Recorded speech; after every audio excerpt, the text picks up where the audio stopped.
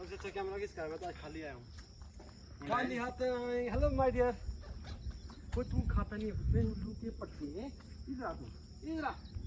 खाता ही नहीं है कुछ। ऐसे कैसे जीवा? तो इसको तो बिल्ली खा जाएगी। यार ये होगा मांगने की मजबूरी है।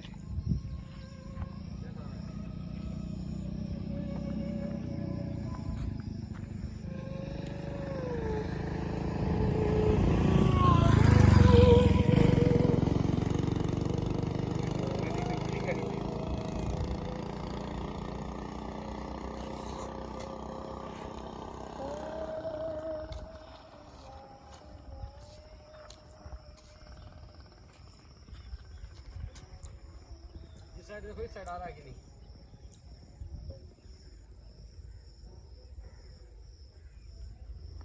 Beautiful view.